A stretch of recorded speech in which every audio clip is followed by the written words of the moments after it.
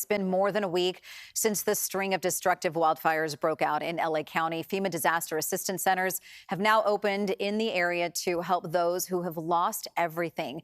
Now, the two largest fires, the Eaton and Palisades fires, have destroyed more than 12,000 homes, killing at least 25 people. Neither fire has grown in size. Containment just inched up to 19% for the Palisades fire and jumped to 45% for the Eaton fire.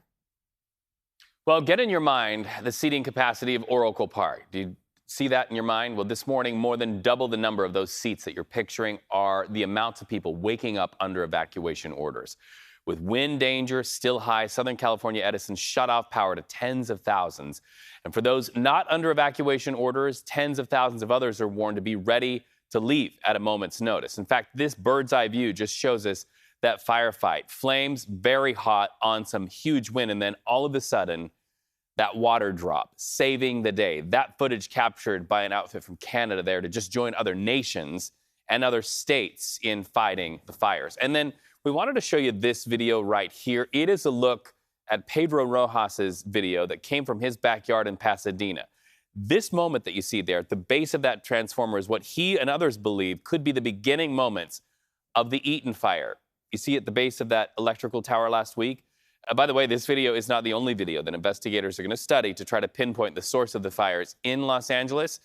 Pedro says 30 minutes after he took this video, the fire spread so fast that he and his family had to leave the Eaton Canyon area. We are so glad to be able to tell you we followed up. Pedro's home survived the fire. Gianna. Wow. Well, ATF fire investigators are looking into the cause of the Palisades fire. Officials are trying to determine if embers from a fire that happened on New Year's Day may have reignited. Now, meanwhile, thousands of people are still waiting to see what's left of their homes. Kelsi Thorud is in the Brentwood area of Los Angeles, where people have been trying to get into the evacuation zone. I want to go home to get some medicine for my wife. And they don't let me to go even one block up. Emotions running high in Los Angeles' Brentwood neighborhood, where mandatory evacuation orders remain in place as the area braces for another round of high winds. They're telling me, go to Zuma Beach and get a pass from them. I don't know where Zuma Beach is. I don't know what to do.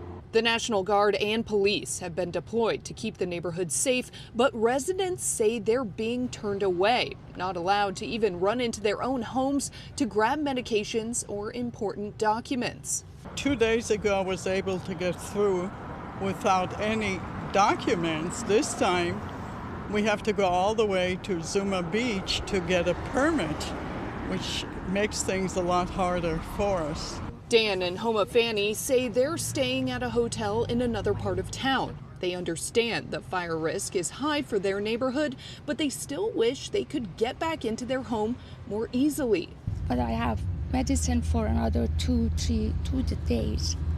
So hopefully by Thursday it will open. So hopefully we can get to the garage and go to the house. Sandy Tush told us she too wishes the city could make it easier for them to get back into their homes, if only briefly. She says she just wants to make sure everything in her home is still there and secure. She was hoping to do that because she knows the winds are expected to get worse. The fire actually right now is controlled more or less on Mandeville Road, but if anything goes past that, then Brentwood is next.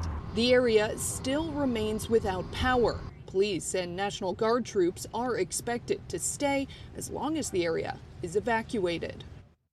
Well, a special flight of animals who were rescued from the Los Angeles wildfires are coming to the Bay Area today. San Francisco's SPCA teaming up with nonprofits down south to bring up to 50 cats and dogs affected by the wildfires this afternoon here to the Bay Area, and they will land at Moffett Field in Mountain View. Now, the animals were evacuated from the crowded Downey Animal Care Center in Los Angeles to find new homes in Northern California.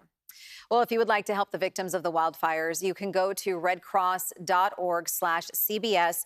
You can donate there. You can also call 1-800-RED-CROSS or text Red Cross to 90999 to make a $10 donation, which some might not sound like a lot of money, but if so many of us did that, it would make the biggest difference.